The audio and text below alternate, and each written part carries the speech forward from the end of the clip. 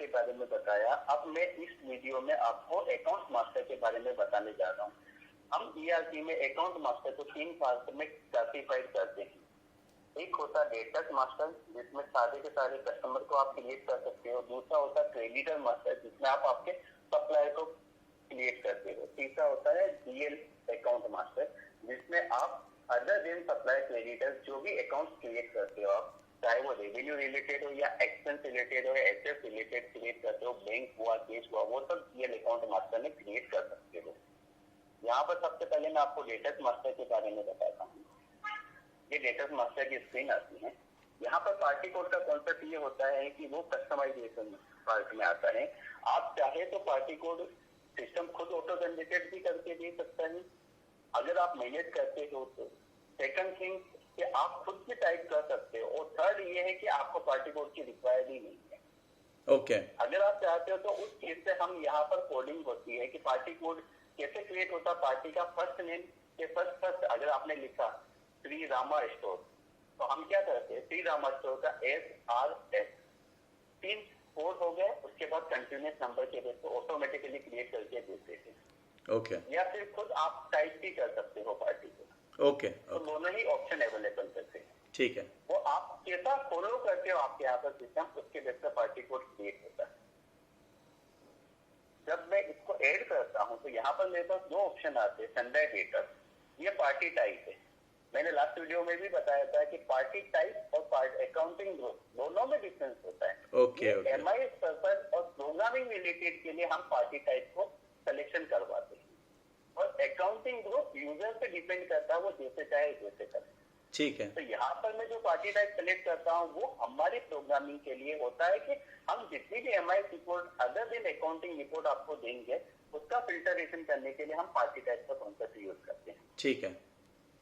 यहाँ पर accounting group आता है, तो अकाउंटिंग ग्रुप में टाइपेबल होता है। आपको 3 कैरेक्टर टाइप करना है, जो अकाउंटिंग ग्रुप आपने क्रिएट किया होगा उसके बेस पर आपको यहाँ पर डिस्प्ले हो जाएगा। ये सारा डिस्प्ले होता है। यहाँ पर पूरा हिरार्की डिस्प्ले होता है। अगर आप देखेंगे तो मैं क्या दिख रहा है, ग्रुप का नेम, पेरेंट ग्रुप कौन सा, उसका सब ग्रुप कौन सा, उसका सब ग्रुप। ओके। जो अकाउंटिंग ग्रुप होता है वो 6 लेवल तक का हम हिरार्की दिखाते हैं।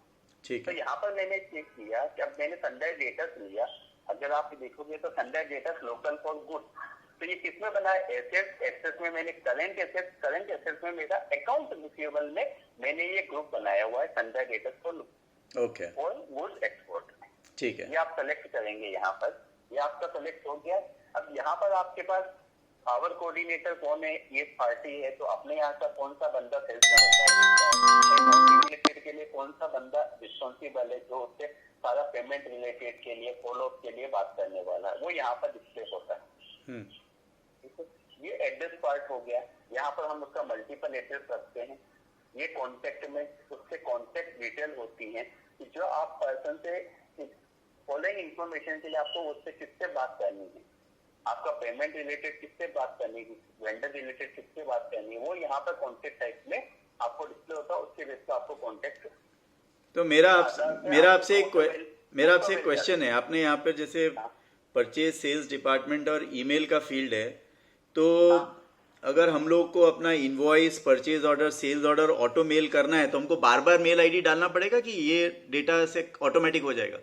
ये डेटा से हो जाएगा ऑटोमेटिक। में जो फीड करते हो सारा डेटा उसी से। ओके। तो एक क्वेश्चन आपने और नहीं आंसर किया। एड्रेस में हमारे सब कई कस्टमर्स है, उनका मल्टीपल शिपिंग एड्रेस रहता है, तो यहाँ पर मल्टीपल शिपिंग एड्रेस अलाउड है। ओके ठीक है। मल्टीपल शिपिंग एड्रेस अलाउड है। ठीक है। Multiple shipping. अब यहाँ पर एक चीज मैं आपको क्लियर कर दूं, कोई भी का शिपिंग एड्रेस तभी होता है जब उसका स्टेट सेम है, तो हम उसको अल्टरनेट एड्रेस अलाउ करते हैं। अगर आपका स्टेट चेंज हो गया तो आपको पार्टी की अलग बनानी पड़ेगी। हाँ बराबर है। वो तो जीएसटी नंबर ही चेंज हो जाता है ना। हाँ वो तो लॉजिकल है। हाँ वो ठीक है। टैक्सेशन पार्ट में ये डेटर्स के केस में नहीं आता, ये क्रेडिटर के केस में आएगा। यहाँ पर आप उसको पेन नंबर डालिए, जीएसटी नंबर डालिए, टाइप डालिए। ये जो टीडीएस है वो डेटर्स के केस में आता है, क्रेडिटर के केस में आता है, डेटर्स के केस में नहीं आता है। अगर आप उसको चार्ज करते हो, यहाँ पर क्या होता है, अदर देन जीएसटी भी आप टेम्पलेट लगा सकते हो। जैसे आपने सप्लाई किया तो कौन पे करेगा, आप पे करोगे कि आपका कस्टमर पे करेगा? अगर आपका कस्टमर आपको देगा और आप खुद पे करोगे तो यहाँ पर आप रेट लगाओगे। सही है। तो यहाँ पर आप इसको टेम्पलेट को मैच कर सकते हो। तो जब आप सेल्स और सेल्स इनवॉइस बनाओगे तो उस पार्टी के सामने प्री डिफाइंड टेम्पलेट जो उसके सामने मैच किए वही डिस्प्ले होंगे, तो आपको सिलेक्शन इजी रहेगा। तो यानी फिर मेरा हम लोग कई बार भूल जाते हैं, हमारे होता है वो जो फैक्ट्री में जो सेल्स जो इनवॉइस बनाता है कई बार जीएसटी के अलावा चार्जेस भूल जाता है, तो ये क्या ऑटो अप्लाई हो जाएगा क्या इससे? नहीं, ऑटो अप्लाई नहीं होगा, वहां पर आपको डिस्प्ले होगा। अच्छा, डिस्प्ले हो जाएगा। हाँ ठीक है, डिस्प्ले हो जाएगा, करना ही पड़ेगा। मीन्स उसको रिमाइंडर हो जाएगा कि मुझे चार्ज करना है। हाँ, वो उसको चार्ज करना है। ओके। यहाँ पर अनरजिस्टर्ड फॉर जीएसटी, अगर कोई आपका कस्टमर है वो जीएसटी रजिस्टर्ड नहीं है, हाँ तो यहाँ पर आपको अनरजिस्टर्ड फॉर जीएसटी करना है। ठीक है, तो उस समय पर उसका इनवॉइस बनेगा, उसमें जीएसटी नहीं लगेगा। ठीक है। ये यहाँ पर कमर्शियल डिटेल है। यहाँ पर कमर्शियल डिटेल में आपका कस्टमर है तो आपका पेमेंट का फॉलो अप भी होता है। तो यहाँ पर आप डिफाइन कर सकते हो कि आपका पेमेंट टर्म्स क्या है। अब यहाँ पर डिफरेंट पेमेंट टर्म्स आती हैं।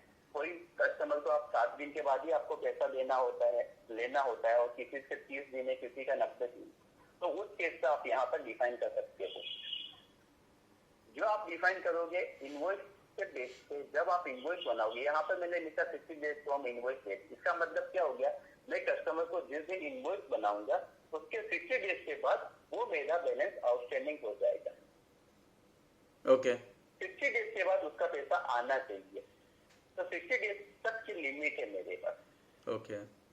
तो जैसे ही वो हुआ उसके बाद वो ओवरड्यू हो गया। ओके।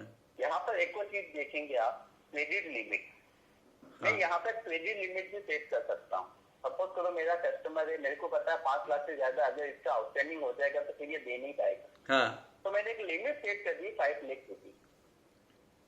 अब मैंने जैसे 5 लाख रुपीज कर दी तो जब भी मैं सेल्स ऑर्डर बनाऊंगा, हाँ। तो वहां पर वो मेरे को इंडिकेट करता देगा कि इसका इतना आउटस्टैंडिंग बैलेंस चलता है। ओके। तो जब आप ऑर्डर बनाओगे तो वहां पर ये पैरामीटर बेस किया हुआ है। अगर आप चाहते हो कि आपका ऑर्डर ही नहीं बने तो आप उसका वहां पर स्टॉप कर सकते हो।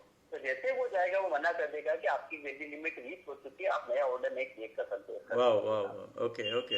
हाँ, ये हमारा होता है कि हमारा कस्टमर पे नहीं करता है और हम उनको माल देते रहते हैं, ये हमारा प्रॉब्लम एक है। आप नया ऑर्डर डाल वो ही मत ना उसको, जब आपको पता है ये पैसा नहीं दे पाएगा तो ऑर्डर ही उसका प्लेस मत करो।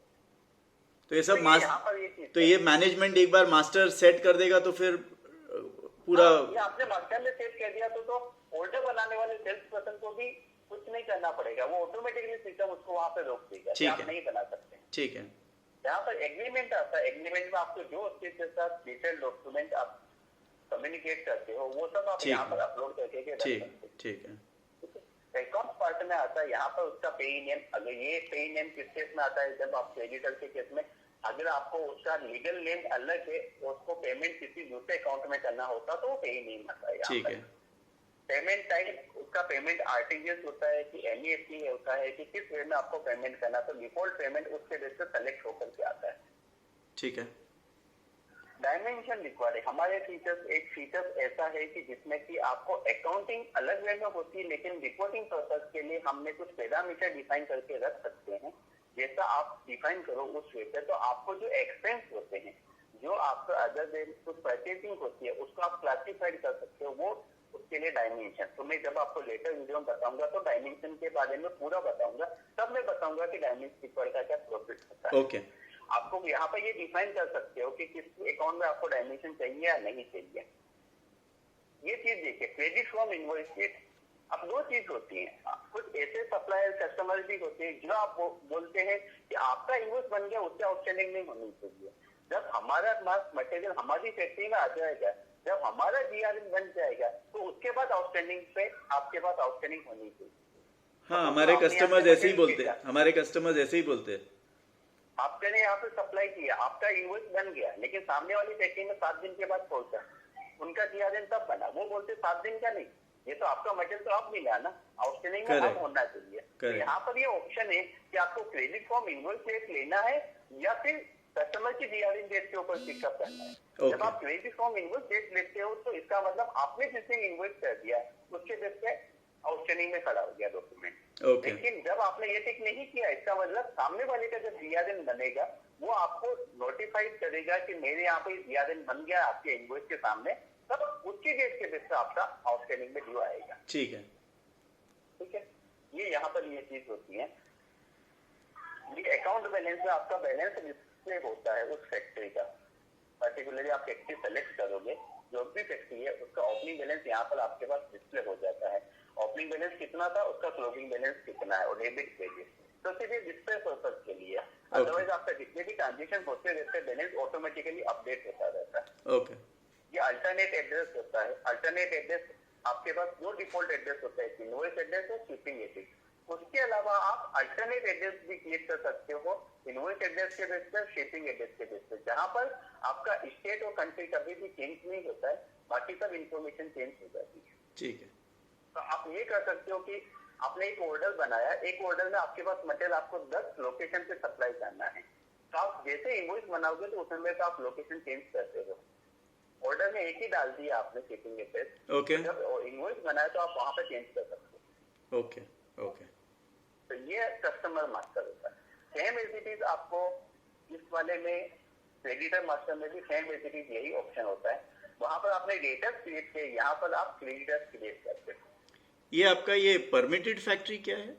ये परमिटेड फैक्ट्री ये होता है, आपके पास 10 प्लांट है। हाँ हाँ आप यहाँ पर ऐसा सिस्टम भी कर सकते हो कि ये मेरा कस्टमर वेंडर इसी फैक्ट्री में सप्लाई करेगा, ये दूसरी फैक्ट्री में सप्लाई कर ही नहीं सकता। ओके तो इससे ये होता है, अब आप ये सोच करिए आपके अलग अलग प्लांट अलग अलग लोकेशन पर है, हाँ। कोई वेंडर उससे बहुत दूर है, बराबर है। तो आप नहीं चाहते कि वो वहां पे सप्लाई करे। सही है। उसके सामने कोई भी ऑर्डर आपको रिलीज करना ही नहीं है, तो उस केस में आप यहाँ पर टिक मत करिए। तो जिसका आप टिक नहीं करोगे वो उधर आपके पास ट्रांजेक्शन में कभी दिखेगा भी नहीं ट्रांजेक्शन करने। यानी मेरा बना पाओगे ना, कुछ नहीं बना पाओगे। यानी मेरा मास्टर कॉमन भी है और मैं कंट्रोल भी कर सकता हूँ कि कौन सी फैक्ट्री में क्या दिखेगा। ओके कौन सी फैक्ट्री में कहाँ पर दिखेगा, ओके। वो आप यहाँ से क्रिएट कर सकते हो। ओके ठीक है। यहाँ पर आप एक और चीज देखोगे, अगर आप सप्लायर हो, आप मटेरियल परचेज कर रहे हो, तो बड़ी बड़ी ऑर्गेनाइजेशन अपने वेंडर को एक कोड देती है। हाँ देती है। तो वहां पर आप ये आपका वेंडर कोड भी डिफाइन कर सकते हो। वो भी फैक्ट्री वाइज डिफाइन कर सकते हैं। कोड आपको देते हैं तो वो फैक्ट्री वाइज आप डिफाइन कर सकते हो। Okay okay. तो यहाँ पर ये तो सेम रेसिपी जैसा है वैसा ये भी वैसा ही है। ठीक यहाँ पर आप सप्लाई क्रिएट करोगे, वहां पर आप कस्टमर क्रिएट। ठीक है ठीक है ठीक है। यहाँ पर एक चीज है आपका, आप देखते हो तो बहुत बार क्या होता है, अकाउंट यूजर को जब एंट्री करते हैं तो हर बार अकाउंट सेलेक्ट करना होता है। हाँ। सपोज करो मेरा एयरटेल का बिल है, सप्लायर है, हर महीने मेरे पास एयरटेल का बिल आएगा, बराबर है। और हर महीने मैं पोस्ट करूंगा तो मैं क्या लिखूंगा, टेलीफोन एक्सपेंसेस, टेलीफोन एक्सपेंसेस, हर महीने टेलीफोन एक्सपेंसेस। तो क्या होगा, कभी भी यूजर को मेरे को ट्रेनिंग देनी पड़ेगी कि ये बिल आया, वो मेरे को पूछेगा इसको कौन से एक्सपेंस में डालूं, इसको कौन से एक्सपेंस में डालूं। मैंने सपोज सप्लायर का मैप कर दिया कि मैंने एयरटेल जब सप्लाई क्रिएट किया, मैंने यहाँ पर डिफॉल्ट जीएल अकाउंट डाल दिया कि टेलीफोन एक्सपेंस। तो जब भी मैं इसका एक्सपेंस बुक करने जाऊंगा तो यहाँ पर मैं ऑटोमेटिकली जैसे एयरटेल डालूंगा और डिफॉल्ट जीएल अकाउंट में बाय डिफॉल्ट लेकर के आ जाएगा टेलीफोन एक्सपेंस। दैट मीन मेरे पास दिमाग लगाने की जरूरत तो यानी इसका मतलब हमारे यहाँ कोई नया अकाउंट्स में नया है उसको ट्रेनिंग देने की भी जरूरत नहीं, अपने आप ये देने की जरूरत ही नहीं है। ओके। आप जितना है मास्टर मैप करके चलिए, आपका काम उतना इजी हो जाएगा। ट्रेनिंग से ज्यादा एरर बचेगा हमारा। हम साल के एंड में बैलेंस शीट बनाते तो कितना एफर्ट तो सिर्फ जीएल अकाउंट चेंज करने में जाता है। दुनिया हर बार पूछेगा आपको इसको कौन से अकाउंट हेड में डालोगे, हाँ। अकाउंट हेड में डालोगे, आप बोलोगे। आपने मास्टर मैप कर दिया तो ऑटोमेटिकली उसको बाय डिफॉल्ट सेलेक्टेड मिलेगा। ठीक है। यहाँ पर आप जब सप्लाई का बता रहा हूँ मैं, तो यहाँ पर ये जो डिफॉल्ट जीएल का मैंने आपको बता दिया, अब यहाँ पर ये सेट कोड भी मैप कर सकता हूँ मैं कि पर्टिकुलरली इस सप्लाई का कोई बिल आएगा तो ये सर्विस अकाउंटिंग कोड में लगता है। हाँ। तो आपको पता ही होगा एचएसएन कोड होते हैं जिसके वजह से जीएसटी की रेट लगती है। तो यहाँ पर ये चीज डिफाइन कर सकते हैं। अब यहाँ पर कुछ ऐसा भी है कि कुछ सप्लाई के केस में आप उनको कैश डिस्काउंट देते हैं वो आपको। हाँ। तो जब भी आप पेमेंट करोगे तो आप उनका कुछ पर बिल पे पेमेंट डिडक्ट कर करके उनको पेमेंट करोगे। तो यहाँ पर ये डिफाइन कैश डिस्काउंट की परसेंटेज रेट भी डिफाइन कर सकते हो। ओके। सप्लायर के सामने मैंने डाल दिया 2%, तो जब भी मैं बिल प्रोसेस करने जाऊंगा तो मैं क्या करूंगा, पर बिल पे उनका 2% लेस कर करके उनको पेमेंट कैश डिस्काउंट कर दोगे, ओके, कोई भूलेगा भी नहीं। ये सप्लायर के केस में यहाँ पर अपन डिफाइन करते हैं। ठीक है, ठीक है, तो ये हो गया सप्लायर। थर्ड आता है जो डीएल अकाउंट, मैंने आपको बताया कि DL account other than debtors of creditor, right, जो आपके एक्सपेंस हो गए, जो रेवेन्यू टाइप के अकाउंट हो गए, उन सब के लिए यहाँ पर हम डीएल अकाउंट क्रिएट करते हैं। डीएल अकाउंट में इतनी सारी इन्फॉर्मेशन कुछ होती नहीं है। पार्टी का नेम आपने यहाँ पर डिफाइन करते हो, पार्टी का कोड डिफाइन करते हो, पार्टी का नेम डिफाइन करते हो, अकाउंटिंग ग्रुप डिफाइन करते हो। उसके बाद यहाँ पर देखिए डायमेंशन रिक्वायर्ड। अब यहाँ पर क्या होगा, मैं जो भी अकाउंट बुक करूंगा तो मैं ये सेलेक्ट कर सकता हूँ कि मैंने ये जब भी मोबाइल एक्सपेंसेस अगर मैंने डाला तो मैंने डायमेंशन पे टिक किया तो सिस्टम उसको रोक देगा कि आपको डायमेंशन सेलेक्ट करना ही करना है। मैनेजमेंट ये बोल सकता है कि मेरे को ये पता रखना है कि मैं जो मोबाइल का एक्सपेंस बुक करता हूँ तो उसमें किस पर्सन का कितना कितना एक्सपेंसेस जाता है मोबाइल पे, उसको कंट्रोल करना है। तो उस केस के लिए हम क्या बोलते हैं कि डायमेंशन आप डिफाइन कर दीजिए मोबाइल एक्सपेंसेस में, पर्टिकुलरली कि भाई ये इस आदमी का नंबर का मोबाइल है और इसको यूज करता है। तो जब आप उसका एक्सपेंस बुक करोगे तो सिस्टम ऑटोमेटिकली रोक देगा कि आप डायमेंशन सेलेक्ट करना। सो इसका मतलब आपका डायमेंशन जो है वो एक तरह से MIS के लिए कॉस्ट सेंटर जो बोलते हैं वो हो गया, कॉस्ट सेंटर हो गया, ओके। जो हम बनाते हैं उसमें आपको एम्प्लॉय भी सेलेक्ट करवाते हैं, डायमेंशन भी सेलेक्ट करवाते हैं, तो दोनों से क्या हो जाएगा, आपकी रिपोर्टिंग में आपको उतना पार्ट मिल जाएगा। अदरवाइज क्या होता है कि नॉर्मली प्रैक्टिस होती है वो नरेशन में लिखते हैं। हाँ बराबर है, उससे कुछ नहीं मिलता है, उससे नहीं मिलता है। नरेशन के बेस पे आप फिल्टर नहीं करते। हाँ नहीं, हमको नहीं तो क्या सिर्फ जो सेलेक्ट करोगे उसके बेस पे आपको सारी इंफॉर्मेशन मिल जाएगी। जनरली हम लोग को हमारे करंट पैकेज में क्या सिर्फ बैलेंस शीट के हिसाब से टेलीफोन एक्सपेंस मिलता है, लेकिन डिपार्टमेंट वाइज पर्सन वाइज का MIS नहीं मिलता है, वो इससे मिल जाएगा। यहाँ पर जो भी एक्सपेंस बुक करते हैं हम 3 चीजें सेलेक्ट करवाते हैं। कंपल्सरी कुछ भी नहीं है, लेकिन आप उसको मास्टर से मैप करके कंपल्सरी कर सकते हो। एम्प्लॉय सिलेक्शन, डिपार्टमेंट सिलेक्शन और आपका डायमेंशन सेलेक्ट, कॉस्ट सेंटर। आपको जो रिपोर्टिंग मिलती है वो उस वे में इतनी सारी रिपोर्टिंग आप बाइफरकेट करके कर सकते हो। मेरे को ये पता है कि पूरे डिपार्टमेंट का कितना एक्सपेंसेस हुआ, स्टेशनरी का एक्सपेंसेस कितना हुआ, तो आप वो कंट्रोल कर सकते हो। और वहां पर आप उसके लिमिट भी डिफाइन कर सकते हो कि पर्टिकुलरली इस डिपार्टमेंट के लिए मैं इस पीरियड में इससे ज्यादा का एक्सपेंस नहीं बुक करने देना चाहता हूँ। अच्छा, तो आप उसको लिमिट भी सेट कर सकते हो, तो आपको ये पता लग जाएगा कि इस डिपार्टमेंट में इस लिमिट क्रॉस हो गई। लिमिट कहाँ से सेट करते हैं? लिमिट डिफाइन कर सकते हो, डिफाइन कर सकते हैं, ओके। तो मेरे को इसका एक यूज आता है। हम लोगों को क्या होता है, हम लोग एग्जीबिशन में जाते हैं तो हम लोग एग्जीबिशन का स्टॉल का 1 पैसा देते हैं, वो एग्जीबिशन कंपनी के उसमें चले जाता है। फिर हमारा प्लेन का टिकट ट्रैवलिंग में चले जाता है, होटल का बोर्डिंग लॉजिंग में चले जाता है, उसके लिए हम वहाँ के लिए खाना पीना लेते हैं तो वो स्टाफ वेलफेयर में चले जाता है। लेकिन हमको कभी भी ये नहीं मालूम पड़ता कि उस एग्जीबिशन के पीछे हमारा ओवरऑल तो अगर हम सब एक्सपेंस के ऊपर अगर वो एग्जीबिशन का नाम लिख दे, ये कॉस्ट सेंटर यूजर डिफाइंड है, डिफाइन कर दीजिए आप उसका। हाँ, आप उसका एक डायमेंशन डिफाइन कर दीजिए और जो भी आप उससे रिलेटेड ट्रांजेक्शन करते हैं, जो भी वाउचर बुक करते हैं, उसमें आप डायमेंशन सेलेक्ट कर दीजिए। बराबर है। तो फिर रिपोर्ट निकालोगे तो डायमेंशन के हिसाब से पूरी रिपोर्ट आपको निकाल के बता देगा कि इतना टोटल एक्सपेंसेस। हाँ, ये बहुत यूजफुल है, क्योंकि क्या होता है हमको अभी बैलेंस अकाउंटिंग से एग्जीबिशन कंपनी का एक्सपेंस, ट्रैवलिंग एक्सपेंस सब अलग अलग मिलता है। लेकिन अब हमको ये मालूम पड़ जाएगा कि अगर हमने एक एग्जीबिशन में जर्मनी में पार्टिसिपेट किया तो हमारा खर्चा क्या हुआ टोटल, वो मिल जाएगा हमको। Thank you, that's nice, thank you.